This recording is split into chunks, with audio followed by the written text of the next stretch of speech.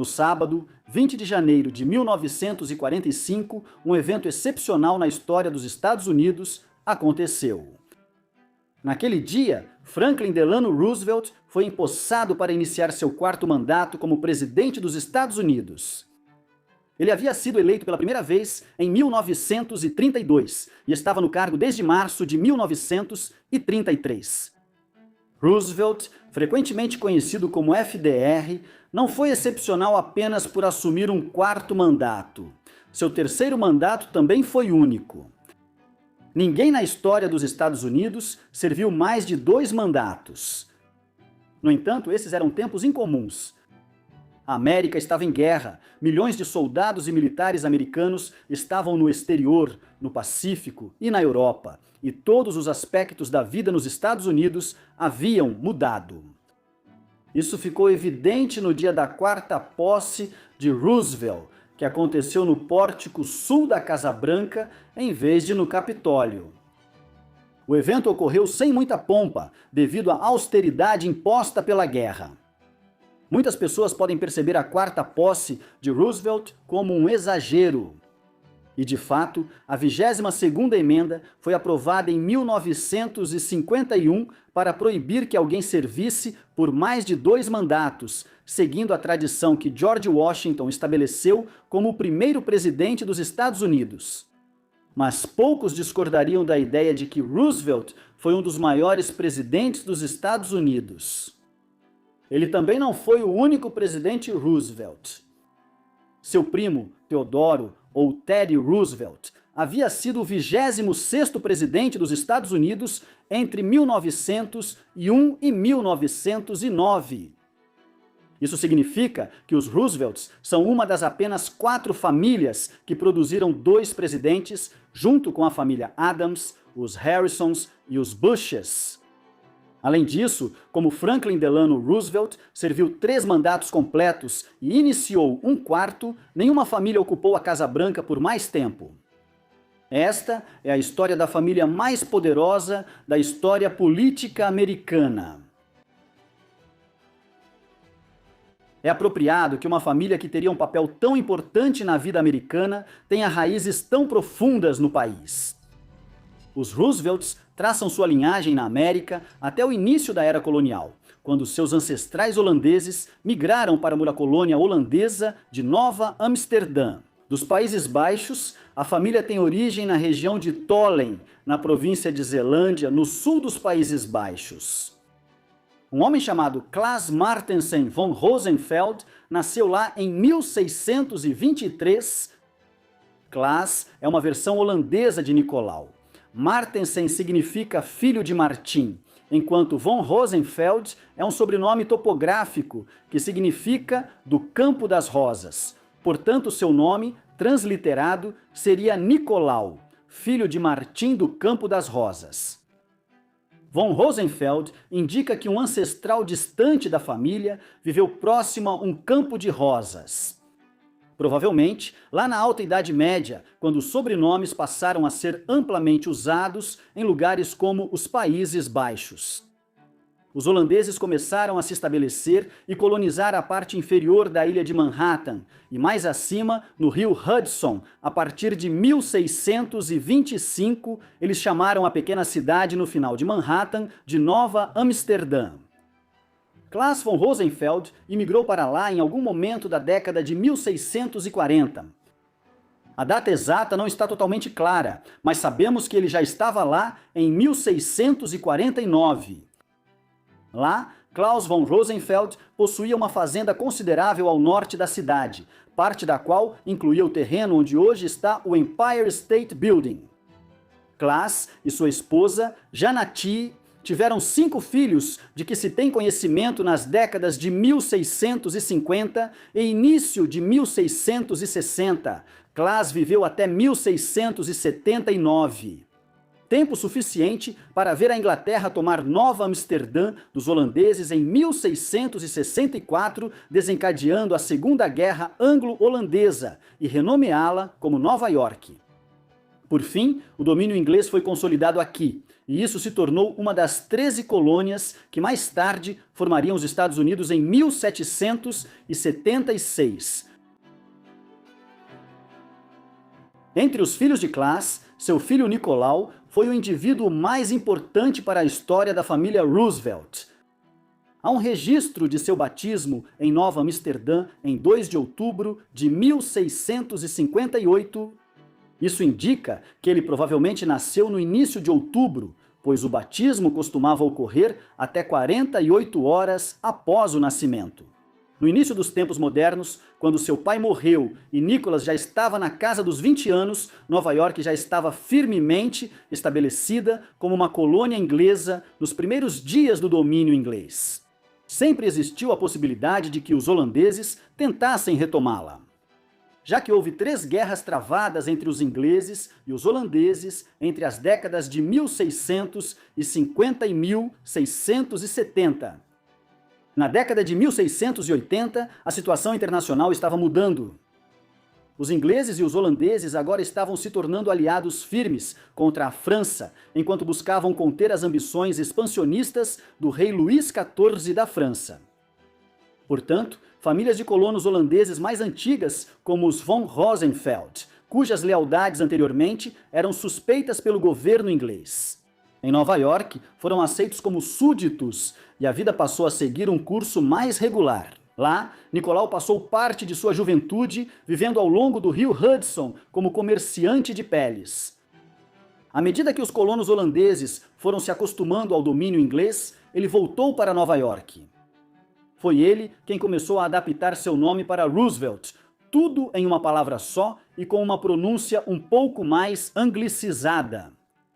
Nicolau teve vários filhos e filhas. Entre eles, 2 se destacam, Johannes e Jacobus. Johannes foi o fundador do que ficou conhecido como os Roosevelts de Oyster Bay, ou Sagamore Hill. Esse ramo da família ficou associado a Oyster Bay, em Long Island, e foi desse lado que o presidente Theodore Roosevelt surgiria. Jacobus foi o patriarca dos Roosevelts de Hyde Park, associados a Hyde Park ao longo do rio Hudson, no condado de Dutchess, não muito longe da cidade de Poughkeepsie. O presidente Franklin Delano Roosevelt era membro dos Roosevelts de Hyde Park. Um aspecto frequentemente negligenciado da história dos Roosevelts é que vários membros da família foram inventores. Veja o exemplo de Nicholas Jacobus Roosevelt. Ele nasceu na cidade de Nova York em 27 de dezembro de 1767. Ele era neto de Johannes Roosevelt e, portanto, pertencia a uma parte mais rica da família. Quando criança, durante a Guerra Revolucionária Americana, ele foi retirado da cidade de Nova York e passou um longo período com seus irmãos morando em uma das propriedades dos Roosevelt mais ao norte do rio Hudson, longe dos frequentes combates intensos entre os britânicos e os colonos pelo controle da cidade de Nova York. Durante esses anos, ele começou a mexer na construção de um barco com rodas de pás que usava um sistema complexo de molas para navegar pelo Hudson. Esse foi o início do interesse de Nicholas Roosevelt por engenharia, que duraria toda a sua vida. Já adulto, na década de 1790, ele prestou muita atenção aos novos avanços tecnológicos em motores a vapor, manufatura e mineração que estavam acontecendo na Inglaterra. Durante as primeiras décadas da Revolução Industrial, ele conseguiu encomendas para construir máquinas que ajudaram em várias operações de mineração em Nova York, Nova Jersey e Pensilvânia. No entanto, sua maior contribuição para o mundo da engenharia e do desenvolvimento industrial veio no início do século XIX. Quando ele voltou a trabalhar com barcos, fez uma parceria com Robert Fulton para desenvolver os primeiros barcos a vapor práticos, usando rodas de pás. Esses facilitaram as viagens usando alguns dos primeiros barcos a vapor nos rios Ohio e Mississippi e foram um passo importante no desenvolvimento dos barcos a vapor oceânicos. Roosevelt e Fulton acabaram se desentendendo por causa de uma disputa de patente. Fulton geralmente recebe o crédito pelo avanço na introdução das rodas de paz, não só porque ele é uma figura marcante que também construiu o primeiro submarino funcional, mas, na verdade, foi Nicholas quem propôs o design da roda de paz. Portanto, antes de moldarem a política dos Estados Unidos, este membro dos Roosevelt contribuiu para o desenvolvimento do navio a vapor, uma invenção que foi fundamental para moldar o século XIX e o mundo moderno. As pessoas que viviam em Nova York e na costa leste no século XIX costumavam ler regularmente sobre outros Roosevelt nos jornais ou ouvir sobre suas atividades.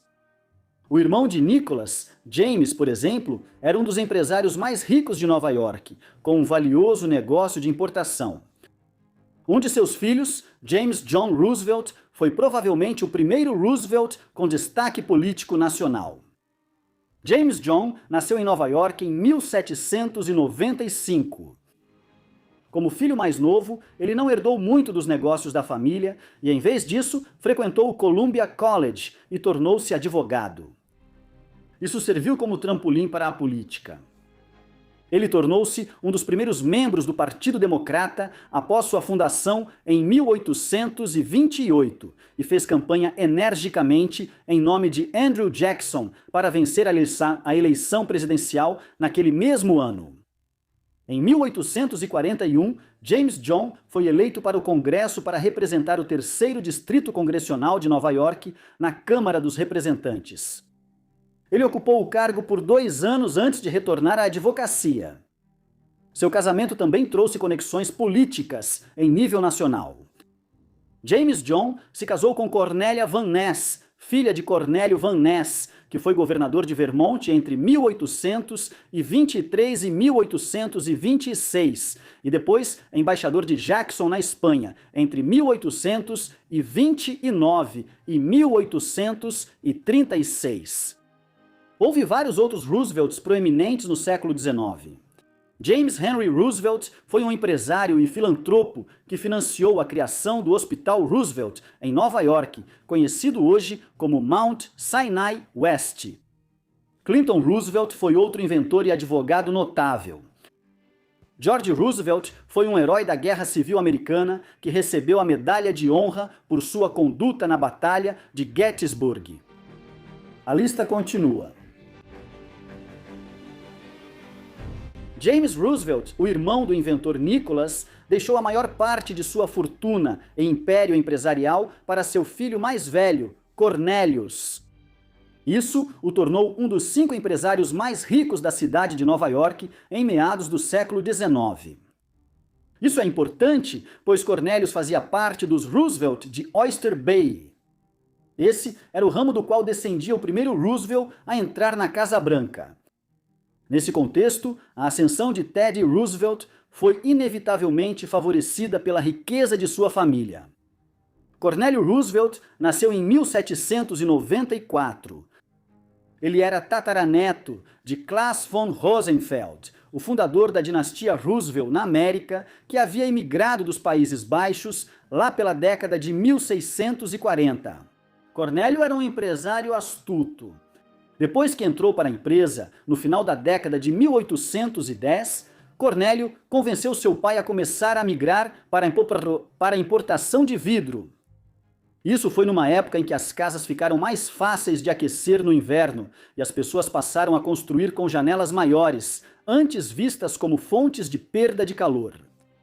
Durante o pânico de 1837, uma crise econômica da época, Cornélio comprou muitas propriedades em Manhattan a preços baixíssimos e lucrou quando o mercado se recuperou. Finalmente, em 1844, Cornélio foi um dos fundadores do Chemical Bank, um precursor direto do atual J.P. Morgan Chase Bank. Nem preciso dizer que, quando Cornélio morreu em 1871, ele deixou uma vasta herança para seus filhos. Um deles foi Theodore Roosevelt Sr. Ele era o pai de Theodore Roosevelt Jr., o homem conhecido como Teddy Roosevelt, que se tornaria presidente em 1901. Theodore Sr. teve uma carreira política frustrada. ele foi indicado para se tornar o coletor do Porto de Nova York, um importante cargo financeiro na cidade.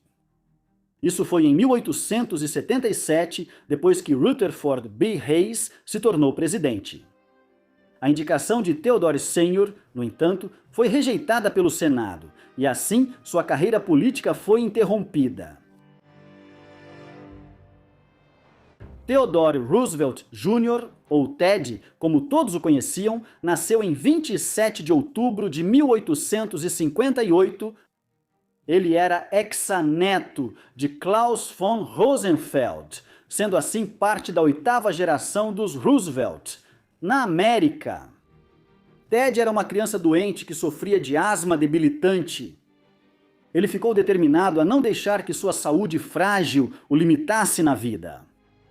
De fato, foi possivelmente por causa disso que ele desenvolveu a energia e determinação que caracterizaram sua vida. Ele também aprendeu cedo que a atividade física parecia ajudar a prevenir ataques de asma a longo prazo. Roosevelt frequentou Harvard quando jovem, destacando-se nos estudos de clássicos, e história. Ele viria a se tornar um escritor aclamado com sua obra A Guerra Naval de 1812, publicada em 2 partes em 1882, sendo um grande sucesso comercial e de crítica que o lançou como escritor de história. Nessa época, ele já era um homem rico, após herdar grande parte da fortuna de seu pai com a morte prematura dele em 1878. 2 anos depois, ele gastou uma parte do dinheiro que havia herdado comprando uma propriedade em Oyster Bay, em Long Island. Nos anos seguintes, ele mandou construir ali um grande retiro de verão, conhecido como Sagamore Hill. Depois virou uma espécie de Casa Branca de verão. Quando Roosevelt era presidente, foi por essa razão que esse ramo da família Roosevelt ficou conhecido como os Roosevelts de Oyster Bay, ou de Sagamore Hill. No entanto, Ted perdeu a maior parte do seu dinheiro depois que se mudou para o oeste para estabelecer um grande rancho de gado nas Dakotas. O inverno de 1886 foi extremamente rigoroso nas grandes planícies, e uma grande parte do rebanho de Roosevelt morreu congelada. Ele conseguiu recorrer à escrita e voltar para a costa leste. Na década de 1890, ele entrou com sucesso na política de Nova York e se tornou comissário de polícia da cidade de Nova York entre 1895 e 1897. A política nacional agora o chamava. Ele era uma figura cujos livros já o tinham tornado uma pessoa conhecida antes mesmo de tentar fazer carreira em Washington. Em 1897, ele foi nomeado secretário assistente da Marinha dos Estados Unidos pelo presidente William McKinley. Isso, apesar de ele ter apoiado o rival de McKinley para se tornar o candidato do Partido Republicano no ano anterior, Thomas Brackett Reed. Quando o USS Maine foi afundado no porto de Havana durante a repressão espanhola, a revolta em sua colônia de Cuba. Em fevereiro de 1898, Roosevelt, um defensor do imperialismo americano, apoiou energicamente a guerra com a Espanha. Isso conflitou com o desejo de McKinley por uma solução diplomática. No final, a facção pró-guerra saiu vitorioso e a curta guerra hispano-americana começou. Roosevelt renunciou ao seu cargo de secretário assistente da Marinha para liderar pessoalmente uma divisão improvisada de homens na invasão de Cuba. Essa foi uma expedição que ele narrou em seu livro de memórias mais vendido, The Rough Riders, publicado em 1899. Quando o livro foi publicado, a guerra com a Espanha já havia terminado, com os Estados Unidos assumindo o controle de Cuba, das Filipinas, de Porto Rico e de Guam. O perfil público de Roosevelt foi fortalecido pela expedição e ele voltou aos Estados Unidos para ser imediatamente eleito governador de Nova York. Ele ocupou o cargo por 2 anos. Seu mandato no cargo foi interrompido pela morte, enquanto estava no exercício da função, do vice-presidente de McKinley, Garrett Hobart. Precisando de um novo candidato a vice-presidente para esta eleição de 1900, McKinley foi convencido a colocar Roosevelt na chapa. Sua campanha enérgica e popularidade com o público contribuíram em parte para a vitória confortável de McKinley. Roosevelt tomou posse como vice-presidente de McKinley em 4 de março de 1901. Menos de 7 meses depois, ele se tornou o 26º presidente dos Estados Unidos após McKinley ter uma morte prematura por assassinato. Ele se tornou o 3º presidente a ser assassinado em um período de apenas 36 anos. Depois de Abraham Lincoln e James Garfield, McKinley foi baleado por um anarquista chamado Leon Czolgosz e morreu 8 dias depois devido a uma infecção gangrenosa no ferimento. Teddy Roosevelt foi um presidente ambicioso, apesar de vir de uma origem rica e privilegiada. E sendo um imperialista convicto que via os Estados Unidos como destinados a dominar o hemisfério ocidental e se tornar uma potência global. Ele também estava determinado a reduzir o poder dos grandes titãs da indústria e dos bancos americanos. Na segunda metade do século XIX, um pequeno grupo de empresários, industriais e banqueiros havia adquirido um enorme poder nos Estados Unidos. Esses homens incluíam o magnata do petróleo John D. Rockefeller, o banqueiro John Pierpont Morgan e o magnata do aço Andrew Carnegie. Tamanha era a influência deles e a percepção de que estavam monopolizando a riqueza da sociedade americana em suas mãos, que passaram a ser conhecidos como os barões ladrões. Roosevelt deixou claro que iria colocá-los em seu devido lugar e redistribuir a riqueza do país para a grande massa da sociedade. Ele articulou isso como oferecer ao povo americano um Square Deal, no qual ele quebraria os monopólios, protegeria os recursos do país e redistribuiria a riqueza, em maior escala. Essa era uma mensagem populista numa época em que milhões chegavam à América da Europa e viviam em cortiços de cidades como Nova York em extrema pobreza. Ao mesmo tempo, multimilionários, bilionários nos termos atuais, estavam ficando mais ricos a cada minuto. As políticas de Roosevelt continuaram o programa progressista de presidentes como Grover Cleveland e moldaram a política econômica dos Estados Unidos na primeira metade do século XX. Ironicamente, porém, o maior sucesso das políticas de Teddy Roosevelt foi alcançado em 1911, 2 anos após ele deixar o cargo. Foi somente então que a Standard Oil de Rockefeller foi dividida em 34 empresas diferentes, encerrando assim seu controle monopolista sobre a indústria de petróleo dos Estados Unidos. O Square Deal de Roosevelt e a tentativa de limitar o poder dos barões ladrões são geralmente vistos, em retrospecto, como medidas razoáveis para reduzir a terrível desigualdade da sociedade dos Estados Unidos no início do século XX. Dito isso, não devem ser vistos por um prisma muito otimista. Os 8 anos de Roosevelt no cargo foram caracterizados por muita divisão e violência na vida americana e por uma grande crise econômica. Houve grandes greves trabalhistas no final do século XIX, como a greve de Homestead em 1892 e a greve de Pullman em 1894. Essas greves, às vezes, envolveram centenas de milhares de trabalhadores e causaram derramamento de sangue e mortes. Essa desordem continuou durante o mandato de Roosevelt como presidente. Em maio de 1902, a greve do carvão antracito começou no leste da Pensilvânia.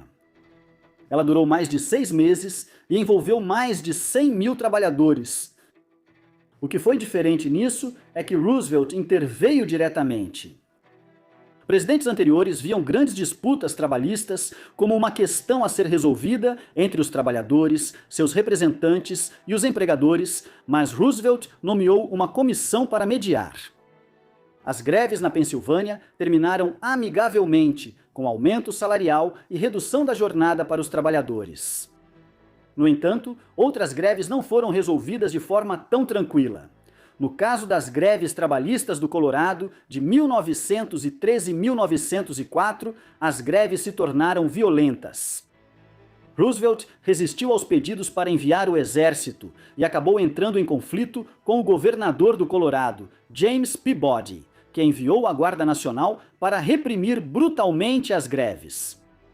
Roosevelt lidou com essas questões de modo que, mesmo com a situação complicada no Colorado, trabalhadores e população em geral aprovaram sua postura.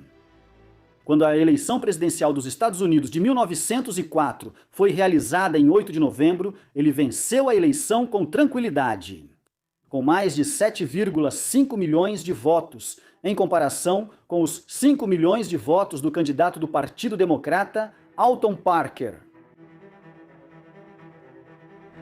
A política externa de Roosevelt foi mais bem-sucedida que a interna.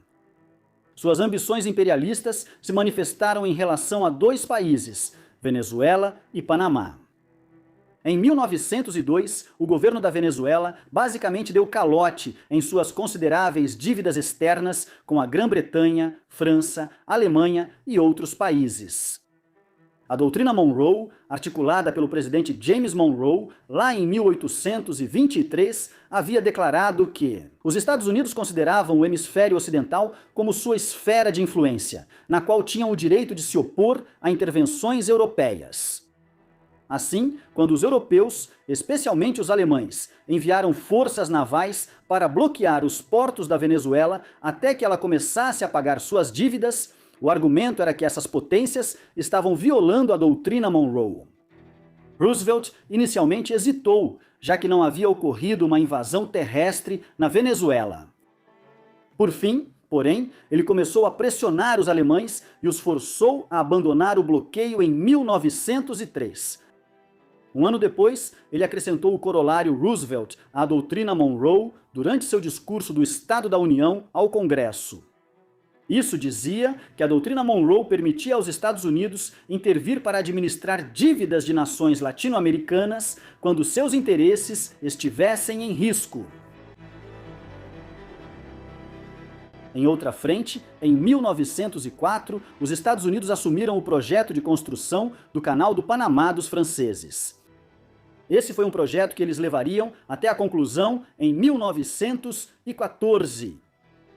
O maior destaque internacional de Roosevelt ocorreu em seu segundo mandato, quando ele mediou as negociações de paz entre a Rússia e o Japão após a curta guerra russo-japonesa de 1904 a 1905. Isso resultou no Tratado de Portsmouth, que foi assinado no estaleiro naval de Portsmouth, no Maine, em setembro de 1905. Por seu papel em encerrar o conflito, Roosevelt foi agraciado com o Prêmio Nobel da Paz em 1906.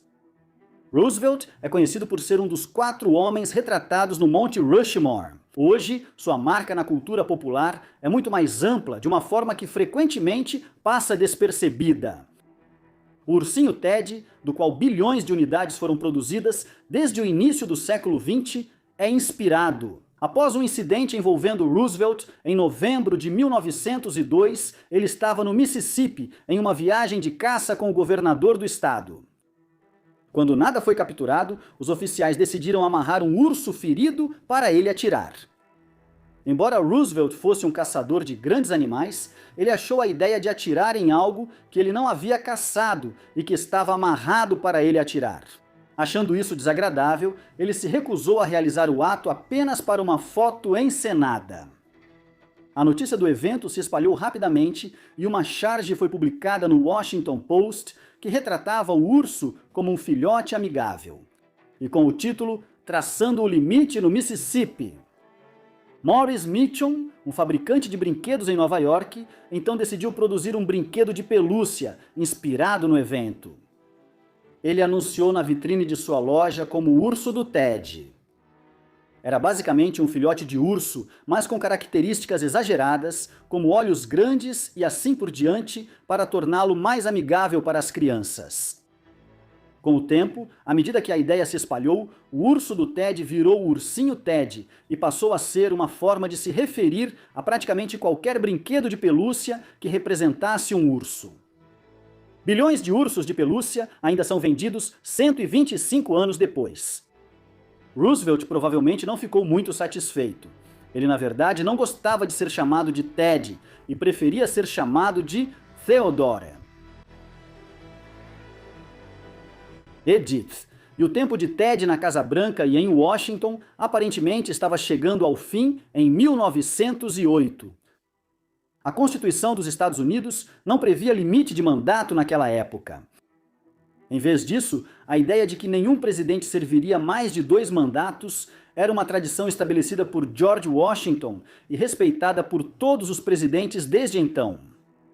Ted concordou, com base na tradição, em não se candidatar à reeleição na eleição presidencial de 1908, embora houvesse uma área cinzenta em seu caso. Teoricamente, ele só havia sido eleito presidente uma vez, em 1904, e só cumpriu um mandato completo de 4 anos entre o início de 1905 e o início de 1909. McKinley havia vencido a eleição de 1900 e Roosevelt foi vice-presidente por uma pequena parte desse mandato. Essa distinção se tornaria uma questão.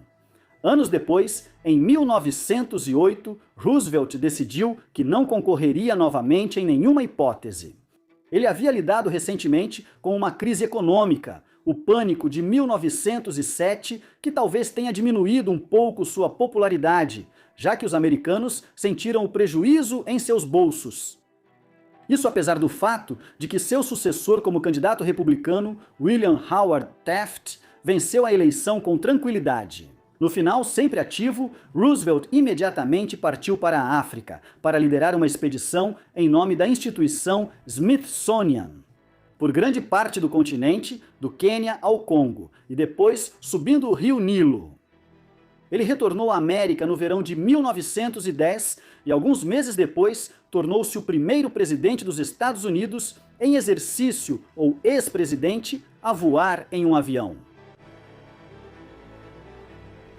A expedição de Roosevelt à África e seus feitos nos céus apontavam para sua energia inabalável, mesmo quando ele entrou na casa dos 50 anos. Ele também ficou desconcertado com as políticas adotadas pelo presidente Taft, um indivíduo que Roosevelt havia escolhido como seu sucessor em 1908. Não está claro exatamente quando Ted decidiu que iria voltar atrás em sua promessa de não buscar outro mandato como presidente. Mas a decisão de um grupo de republicanos de Ohio, em novembro de 1911, de endossá-lo como seu candidato preferido na eleição presidencial dos Estados Unidos de 1912, trouxe a questão à tona. Nas primeiras semanas de 1912, Roosevelt começou a declarar publicamente que se o partido e o povo quisessem seu retorno, ele concorreria. Assim, ele entrou na disputa, desafiando Taft como o atual presidente, junto com Robert La Follette. O processo, que se desenrolou nos meses seguintes, não tem igual na história política americana. Roosevelt obteve mais votos durante as primárias e as assembleias partidárias. O sistema de eleição de um candidato republicano estava evoluindo na época, e ninguém tinha certeza de quem acabaria recebendo a indicação. Uma grande parte da elite do Partido Republicano se uniu em torno de Taft, insatisfeita com a decisão de Ted de voltar atrás em sua promessa de não buscar um terceiro mandato. No final, quando a convenção do Partido Republicano foi realizada em Chicago, em meados de junho de 1912, Taft recebeu a indicação. Ainda assim, o resultado esteve longe de ser conclusivo, já que muitos delegados permaneceram indecisos e os apoiadores de Roosevelt acabaram decidindo se abster nas votações finais. Em vez disso, Roosevelt rapidamente formou o Partido Progressista, mais conhecido popularmente como o Partido Bull Moose, e disputou a eleição como candidato de um terceiro partido. Isso mostra sua grande popularidade nos Estados Unidos, que, apesar de dividir o voto republicano, Roosevelt ainda conseguiu mais de 4 milhões de votos e 27% da votação. Ele acabou ficando à frente de Taft, mas perdeu para o candidato do Partido Democrata, Woodrow Wilson. Se o Partido Republicano não tivesse dividido o voto e Roosevelt fosse o candidato, ele teria conquistado um terceiro mandato. Roosevelt não lamentou por muito tempo sua derrota na eleição presidencial de 1912. Ele se lançou no próximo desafio. Em 1909, o explorador brasileiro Cândido Rondon havia descoberto as nascentes do rio Amazonas. Dando continuidade a isso, em dezembro de 1913, Roosevelt e Rondon lideraram uma expedição pelo Rio da Dúvida, um afluente do rio Aripuanã, parte do complexo mais amplo de rios que formam a Bacia Amazônica. Eles exploraram a região e realizaram um levantamento científico até o final da primavera de 1914. Poucas semanas após seu retorno, a Europa estava em chamas com uma crise diplomática após o assassinato do herdeiro do Império Austro-Húngaro, o arquiduque Francisco Ferdinando. A Primeira Guerra Mundial começou no fim de julho. Desde o início, Roosevelt foi um defensor fervoroso de que os Estados Unidos se aliassem à Grã-Bretanha e à França contra a Alemanha. Quando o afundamento de navios americanos no Atlântico pelos alemães finalmente levou à entrada dos Estados Unidos na guerra. Em abril de 1917, Roosevelt fez lobby para liderar a primeira força expedicionária americana para a França. Imaginando que poderia reviver os dias de glória dos Rough Riders em Cuba, 19 anos antes. No entanto, Roosevelt já estava perto dos 60 anos e Wilson bloqueou seus esforços. Em vez disso, Roosevelt passou o final da guerra defendendo uma relação mais próxima com a Grã-Bretanha quando o conflito terminasse, e por uma organização internacional para mediar as relações entre as nações do mundo após a guerra. Ted nunca chegaria a ver a Liga das Nações, estabelecida em 1920. Ele morreu enquanto dormia em casa, em Sagamore Hill, devido a uma embolia pulmonar na noite de 6 de janeiro de 1919. O vice-presidente em exercício na época, Thomas Marshall, fez a famosa observação de que, abre aspas, a morte teve de levá-lo enquanto dormia, porque se ele estivesse acordado, teria havido uma luta. Ted Roosevelt estava morto. Mesmo enquanto o velho leão estava sendo sepultado, outro Roosevelt surgia para ocupar seu lugar. Franklin Delano Roosevelt era um descendente dos Roosevelts de Hyde Park. Ele era tataraneto de Klaus von Rosenfeld, o fundador da presença da família em Nova York lá pelos anos 1640. Seu tataravô, Isaac Roosevelt, foi um dos principais opositores do domínio britânico em Nova York durante a Guerra da Independência dos Estados Unidos. Isaac foi membro do Senado do Estado de Nova York durante a maior parte do período entre 1777 e 1792 e também atuou como presidente do Banco de Nova York entre 1786 e 1791. O avô de Franklin, outro Isaac, era um personagem relativamente introvertido que se afastou da vida em Nova York e, em vez disso, tornou-se fazendeiro no interior, em Hyde Park. Lá, ele construiu a Casa Isaac Roosevelt, um belo exemplo de casa de campo em estilo federal. Ela ainda está de pé hoje e faz parte do Registro Nacional de Lugares Históricos. Franklin passava bastante tempo lá durante sua infância, época em que seu tio, John, era o proprietário da casa. O pai de Franklin era James Roosevelt, conhecido como Squire James. Esse apelido se devia ao seu amor pela criação de cavalos e à percepção de que ele era um fidalgo do campo, vivendo em uma propriedade rural no interior de Nova York. Ele sempre esteve envolvido com o Partido Democrata, mesmo com frequentes propostas para nomeá-lo a um cargo mediano no governo do presidente Grover Cleveland e de outros políticos democratas de alto escalão. Squire James viveu a maior parte de sua vida levando uma vida de lazer em Hyde Park, sustentado pela riqueza herdada da família. Franklin Delano Roosevelt nasceu em 30 de janeiro de 1882. Squire James já estava na casa dos 50 anos naquela época, e Franklin nasceu de seu segundo casamento com Sarah Delano, uma mulher 26 anos mais jovem. Franklin recebeu o sobrenome de solteira dela como seu nome do meio, uma prática comum na América da Era Dourada. Sua infância foi moldada por sua mãe protetora, já que Franklin era seu único filho. Ele frequentou Harvard, onde estudou História, e depois ingressou na Faculdade de Direito de Colômbia em 1904.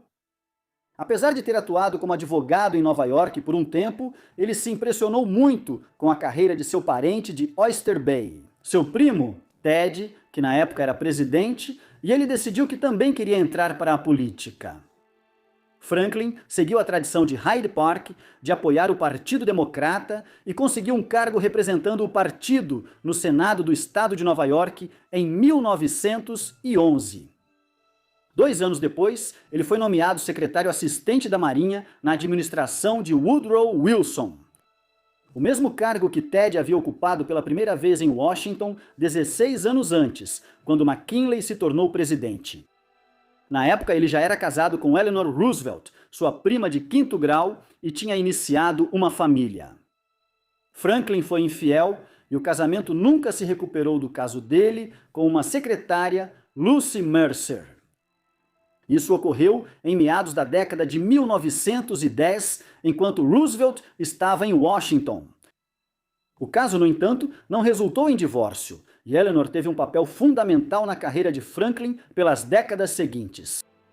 O relacionamento peculiar deles se complicou ainda mais pela saúde frágil de Roosevelt. No dia 10 de agosto de 1921, enquanto passava férias no Maine, Franklin começou a sentir febre e náuseas. Nos dias que se seguiram, seu estado piorou e ele acabou desenvolvendo paralisia nas pernas. Nas semanas seguintes, surgiram vários problemas de saúde. Ele se recuperou de alguns, mas nunca mais andou sem ajuda e sofreu com várias outras complicações de saúde pelo resto da vida.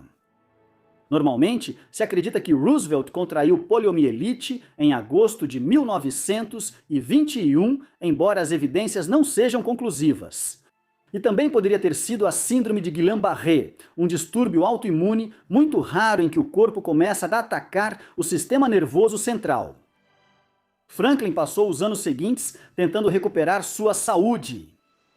Ele chegou ao ponto em que vários dos sintomas muito graves de que sofria, incluindo coágulos sanguíneos, úlceras e retenção urinária, diminuíram até certo ponto. No entanto, ele nunca recuperou o uso das pernas.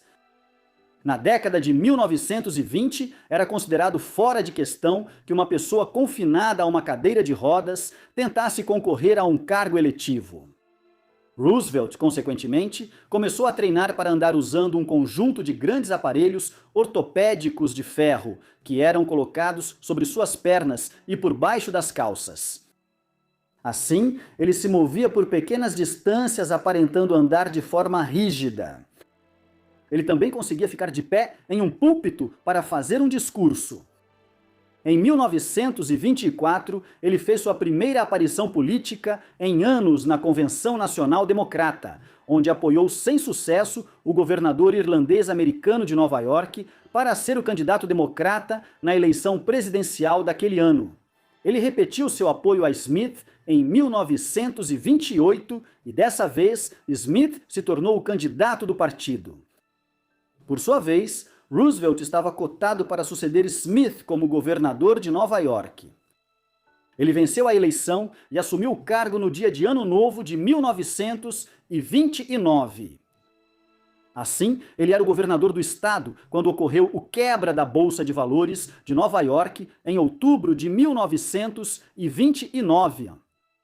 Smith perdeu a eleição um ano antes e o republicano Herbert Hoover revelou-se o homem errado para o cargo. Para enfrentar a Grande Depressão, Hoover adotou tarifas protecionistas que agravaram a economia dos Estados Unidos.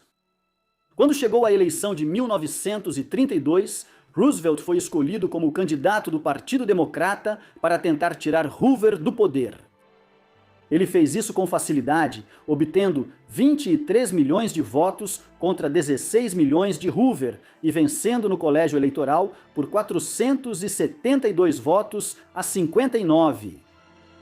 Aos 51 anos de idade, Franklin Delano Roosevelt entrou na Casa Branca, 24 anos depois que seu primo Ted havia deixado o cargo. Embora tenham liderado partidos políticos diferentes como presidentes, Franklin Delano Roosevelt não hesitou em aludir ao legado de seu primo ao formular suas políticas. Ele invocou o espírito do Square Deal de Ted quando disse ao povo americano que lhes daria um New Deal. Isso tiraria o país da Grande Depressão, e foi exatamente isso que ele fez. Os primeiros 100 dias da presidência de Franklin Delano Roosevelt, em 1933, foram dos mais enérgicos da história presidencial americana. Ele criou vários novos órgãos governamentais para lançar um grande programa de infraestrutura e obras públicas. Ao longo da década de 30, isso colocou milhões de homens americanos de volta ao trabalho, construindo casas, pontes, escolas, hospitais e estradas. Franklin Delano Roosevelt também estava determinado que o tipo de atividade financeira especulativa que caracterizou Wall Street na década de 1920 e levou ao crash de 1929 não deveria ser permitido novamente. Pelo menos não durante sua vida. Regulamentações foram criadas e contiveram os piores hábitos de Wall Street por meio século. De forma mais ampla, o New Deal tinha como objetivo criar uma sociedade de classe média, na qual as pessoas pudessem ganhar a vida dignamente, comprar uma casa e criar uma família. Se trabalhassem duro e fizessem a coisa certa, ele não apenas tirou os Estados Unidos da Grande Depressão, como também moldou a prosperidade do pós-guerra no país até o final dos anos 1960. A Grande Depressão estava sendo solucionada de forma bem diferente. Na Europa, durante a década de 1930, grupos fascistas e corporativistas tomaram o poder na Alemanha, Áustria, Espanha e Portugal. Na Alemanha, os nazistas e Adolf Hitler chegaram ao poder em 1933 com o objetivo específico de criar um novo Reich alemão, ou império, que abrangeria grande parte da Europa. A expansão nazista para a Polônia, em setembro de 1939, iniciou uma guerra para a qual Grã-Bretanha e França não estavam preparadas. A Bélgica, os Países Baixos e Luxemburgo e a França foram conquistados no verão de 1940, deixando a Grã-Bretanha isolada contra as forças alemãs. O primeiro-ministro Winston Churchill procurou Roosevelt e apelou ao passado comum dos dois países como nações democráticas de língua inglesa com valores semelhantes. Roosevelt estava ansioso para entrar na luta contra o nazismo, mas a opinião pública nos Estados Unidos era contrária ao envolvimento no que era visto como um conflito europeu. FDR passou a enviar muita ajuda à Grã-Bretanha pelo programa de empréstimo e arrendamento. No meio disso, Roosevelt também decidiu, assim como seu primo Ted, em 1912, que queria cumprir um terceiro mandato como presidente. Ele justificou essa quebra da tradição estabelecida por George Washington com base no fato de que havia uma situação de emergência devido à guerra na Europa. O povo americano concordou. Roosevelt obteve 5 milhões de votos, a mais do que seu oponente, Wendell Willkie, e recebeu 449 votos do colégio eleitoral contra 82 de Willkie. Apesar da justificativa para suas ações, havia uma crítica implícita à posição de Roosevelt, que veio após a guerra. Em 1945, Roosevelt havia se candidatado e vencido um quarto mandato como presidente, embora tenha morrido apenas 82 dias após sua quarta posse.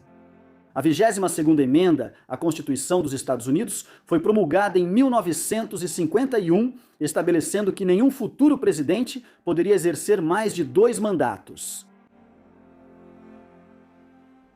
Em 1939, Roosevelt estava ansioso para trazer os Estados Unidos para a guerra desde o início da guerra. No entanto, ele não conseguiu superar a tendência isolacionista da sociedade americana. Foi preciso um grande choque para levar os Estados Unidos à guerra. Em 7 de dezembro de 1941, os japoneses atacaram a frota do Pacífico dos Estados Unidos ancorada em Pearl Harbor, no Havaí. Ao mesmo tempo, eles também atacaram as Filipinas e as colônias britânicas no Sudeste Asiático.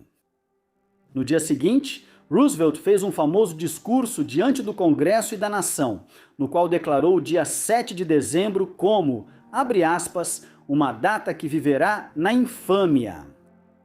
33 minutos depois, os Estados Unidos declararam guerra ao Japão.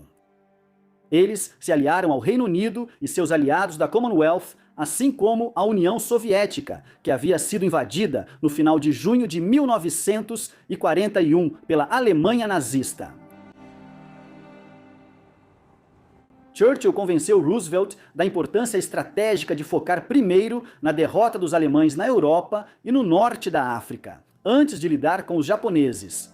Roosevelt concordou que essa era a melhor abordagem, ao mesmo tempo em que também destinou grandes recursos para a guerra no Pacífico. Uma série de iniciativas foi lançada, como o ataque Doolittle, uma missão de bombardeio contra Tóquio em 18 de abril de 1942, para fortalecer o moral do povo americano. No final de 1942, os russos haviam obrigado os alemães a parar completamente. Em 1943, eles já tinham começado a empurrá-los de volta para o oeste. Grande parte dos combates daquele ano se concentrou na Batalha de Kursk, a maior batalha de tanques da história. Nesse sentido, foi significativo que os americanos forneceram aos soviéticos mais de 7.000 tanques durante o decorrer da guerra. Claro, Franklin Roosevelt não estava gerenciando tudo isso sozinho, ele era uma espécie de CEO, supervisionando os subordinados que cuidavam do dia a dia da criação da economia de guerra. Ele estava muito ocupado de outras formas. Com o avanço da guerra, os líderes aliados se reuniam frequentemente. A primeira delas foi em Washington, apenas 2 semanas após o ataque a Pearl Harbor. Assim que a Operação Tocha foi lançada para vencer a campanha do norte da África, em novembro de 1942, a primeira grande conferência internacional dos aliados foi realizada em Casablanca, no Marrocos, em janeiro de 1943. Outras grandes conferências se seguiram, incluindo a Conferência de Quebec, em agosto de 1943, a Conferência do Cairo, em novembro de 1943, e a Conferência de Teherã, algumas semanas depois. A Conferência de Bretton Woods aconteceu em julho de 1944, e mais famosa ainda, a Conferência de Yalta ocorreu em fevereiro de 1945. Esses eventos não eram apenas sobre planejamento e estratégia militar. A ordem mundial do pós-guerra estava sendo planejada nessas conferências. As viagens necessárias eram difíceis para Roosevelt, cuja saúde estava piorando ainda mais devido ao estresse da guerra. Sua presença em Teherã e Yalta foi especialmente valiosa, pois ele acabou atuando como mediador entre Churchill e o líder soviético Iósif Stalin. Stalin estava pressionando para garantir aos soviéticos o máximo possível da Europa após a guerra. Churchill estava igualmente determinado que países como a Grécia e a Polônia permanecessem dentro da esfera de influência ocidental. Enquanto isso, apesar da emergência em tempos de guerra, em 7 de novembro de 1944, uma nova eleição presidencial foi realizada. Roosevelt venceu novamente, derrotando Thomas E. Dewey por 432 votos no colégio eleitoral contra apenas 99, embora a porcentagem do voto popular tenha sido mais próxima do que essa vitória esmagadora sugere. No final das contas, Roosevelt serviria por menos de 3 meses em seu 4º mandato. No dia 12 de abril de 1945, após anos de problemas de saúde que ele enfrentou com coragem, ele morreu aos 63 anos de idade. Ele foi substituído por seu vice-presidente, Harry Truman, menos de 4 semanas após a morte de Roosevelt. Os nazistas se renderam na Europa quando a Alemanha e sua capital, Berlim, foram tomadas. A guerra com os japoneses durou um pouco mais, culminando, por fim, no lançamento das bombas atômicas sobre Hiroshima e Nagasaki em agosto de 1945. A morte de Franklin Roosevelt surpreendeu muitos. A gravidade da doença dele havia sido encoberta por anos. Apesar de ter servido como presidente dos Estados Unidos por mais de 12 anos, durante a maior parte desse tempo, Roosevelt quase nunca era visto em público em sua cadeira de rodas. Sua imagem era controlada para impedir que o povo americano soubesse o quão doente ele estava. Esse não foi o único aspecto da vida dele que foi cuidadosamente manipulado. O casamento dele também era apresentado de forma favorável, em grande medida. O relacionamento de Franklin e Eleanor nunca se recuperou totalmente do caso dele com Lucy Mercer na década de 1910. Isso também não ajudava, porque ele manteve contato ocasional com Mercer pelo resto da vida. Mesmo depois que ela se casou em 1920, Lucy, por exemplo, visitou Franklin poucos dias antes de sua morte. O marido dela morreu no ano anterior. Isso tornou a vida de Eleanor, a primeira-dama que ficou mais tempo no cargo na história dos Estados Unidos, difícil. Ela é uma mulher digna de reconhecimento por mais do que apenas ser a esposa de Franklin Delano Roosevelt. Como primeira-dama, ela defendeu muitas causas que eram importantes para ela, incluindo o nascente movimento dos direitos civis. Eleanor até mesmo realizava coletivas de imprensa ocasionalmente, escrevia uma coluna de jornal, aparecia no rádio e fazia discursos regularmente. Após o fim da guerra e depois do falecimento de Franklin, Eleanor Roosevelt assumiu a responsabilidade de uma causa que já era de longa data da família Roosevelt: a proposta dos Estados Unidos aderirem às Nações Unidas. Ted foi o primeiro a defender a visão do país como aspirante a líder mundial. Mas os Estados Unidos nunca integraram a Liga das Nações. Com o fim da guerra, Eleanor trabalhou para garantir que os Estados Unidos realmente ingressassem nas Nações Unidas, que as substituíram. Ela se tornou a primeira presidente da Comissão de Direitos Humanos da ONU e ajudou a redigir a Declaração Universal dos Direitos Humanos. Até sua morte, em 1962, aos 78 anos de idade, Eleanor ainda estava trabalhando, servindo como presidente da Comissão Presidencial sobre a situação da mulher no governo do presidente John F. Kennedy. No meio do século XX, havia a visão de que os Roosevelt poderiam continuar desempenhando um papel de liderança na política dos Estados Unidos nas décadas seguintes. Afinal, Ted e Franklin ocuparam a Casa Branca por um total de 20 anos, entre 1901 e 1945. Além disso, havia novas gerações dos Roosevelt que pareciam estar subindo na hierarquia da política nacional. O filho de Ted, Theodore Roosevelt, terceiro, foi secretário assistente da Marinha no governo do presidente Warren Harding, no início da década de 1920. E mais tarde serviu como governador tanto de Porto Rico quanto das Filipinas sob o presidente Hoover. Sua promoção posterior foi impedida quando os republicanos perderam o poder em 1933 e ele morreu em 1944 de ataque cardíaco na França após o Dia D. Um descendente mais distante, Theodore Roosevelt V, é um banqueiro de destaque atualmente que demonstrou interesse pela política sob uma perspectiva ambiental, embora sem entrar diretamente na política. Do lado de Franklin, um de seus filhos, Franklin Delano Roosevelt Jr., seguiu mais de perto os passos do pai. Após servir na Segunda Guerra Mundial, ele entrou no Congresso em 1949 como membro da Câmara dos Representantes pelo 20º Distrito Eleitoral de Nova York. Ele tentou 2 vezes se candidatar ao cargo de governador de Nova York, uma posição que serviu como trampolim para a Casa Branca. Tanto para Ted quanto para Franklin, mas Franklin Jr. não teve sucesso. Ele conseguiu o cargo de subsecretário de Comércio na administração do presidente Kennedy em 1963.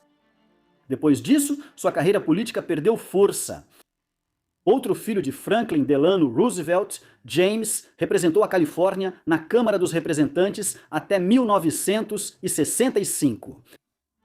Depois disso, os Roosevelt perderam espaço na política nacional. Os Roosevelt têm motivos para serem considerados a dinastia mais importante da história dos Estados Unidos. A história deles na América do Norte é quase tão antiga quanto a própria colonização europeia na região.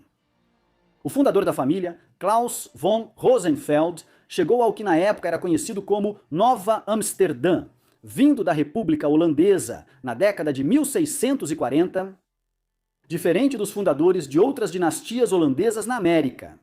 Assim como os Vanderbilts, os Roosevelts eram indivíduos importantes e poderosos dentro do que logo se tornou Nova York, sob domínio inglês. Desde os primeiros dias da colônia, já no século XVIII, a família havia se dividido em dois grupos principais. Esses eram os Roosevelts de Oyster Bay, mais tarde associados a Sagamore Hill, na costa norte de Long Island, e os Roosevelts de Hyde Park, mais ao norte, ao longo do rio Hudson, perto de Poughkeepsie. Nos séculos XVIII e XIX, os dois ramos da família produziram empresários, banqueiros, políticos estaduais, inventores e cientistas.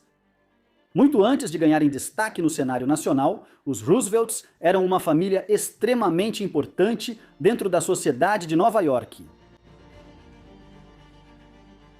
No entanto, foram duas figuras que os tornaram sinônimo de política americana: Theodore Teddy Roosevelt e seu primo Franklin Delano Roosevelt, mais conhecido simplesmente como FDR. Em 1901, quando o presidente McKinley foi assassinado, Ted foi elevado à presidência. Sua entrada no gabinete oval pode ter sido, a princípio, um subproduto acidental de um crime político. Mas ele acabou se tornando um dos presidentes mais importantes da história americana. Enfrentando os barões ladrões em casa e buscando estabelecer os Estados Unidos como uma potência global emergente no exterior, ele está no Monte Rushmore, ao lado de Washington, Jefferson e Lincoln, como resultado. Ainda assim, quando se trata de votações atuais sobre quem foi o maior presidente da história dos Estados Unidos, é seu primo Franklin quem frequentemente fica no topo da lista. Franklin Delano Roosevelt é reverenciado ao lado de Washington e Lincoln. Pode-se dizer que FDR ofuscou essas outras figuras, por maiores que tenham sido suas conquistas. Ele não apenas tirou os Estados Unidos da Grande Depressão na década de 1930, mas, a partir de 1941, ele foi o líder dos Estados Unidos em tempos de guerra contra a ameaça do nazismo e também contra o Império do Japão. Nenhum outro líder na história presidencial dos Estados Unidos conduziu o país por duas crises dessa magnitude. Embora tenham desaparecido do cenário nacional desde a época de Franklin Delano Roosevelt, eles continuam sendo uma família altamente significativa na história da vida política americana. O que você acha dos Roosevelt? Essa foi a maior dinastia política da história americana ou havia uma tendência perigosa nos Roosevelts? Tentar se agarrar ao poder, como demonstrado na fundação do partido Bull Moose por Ted, tentando conquistar um terceiro mandato como presidente, e FDR, sendo o único homem a cumprir um terceiro e depois um quarto mandato como presidente dos Estados Unidos. Por favor, nos conte nos comentários e, enquanto isso, muito obrigado por assistir.